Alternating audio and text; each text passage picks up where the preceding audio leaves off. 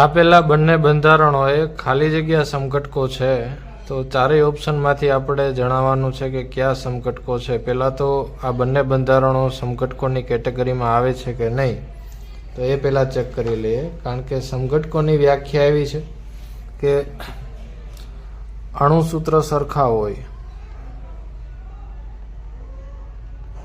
પરંતુ બંધારણો જુદા જુદા હોય.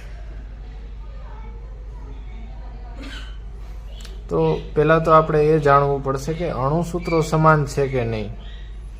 તો બંનેમાં અણુસૂત્રો ચેક કરી લઈએ. પહેલાંનું અણુસૂત્ર થાય છે C5H8. બીજું બંધારણ છે એમાં પણ 5 કાર્બન છે અને હાઇડ્રોજન 8 છે. તો અણુસૂત્ર તો બંનેમાં સમાન છે. હવે સમઘટકો કયા પ્રકારના છે જોઈએ. તો બંનેમાં ફેર શેમાંથી પડે છે કે અહીંયા ટ્રિપલ બોન્ડ છે અને અહીંયા 2 ડબલ બોન્ડ આપેલા છે. એટલે કે ક્રિયાશીલ સમૂહો બંનેમાં અલગ અલગ આપેલા છે. એકમાં આયન છે અને એકમાં ઈન છે. તો ક્રિયાશીલ સમઘટકોને લીધે બંને અલગ પડે છે. એટલે આ સમઘટકોને આપણે ક્રિયાશીલ સમૂહ સમઘટકો કહીશું.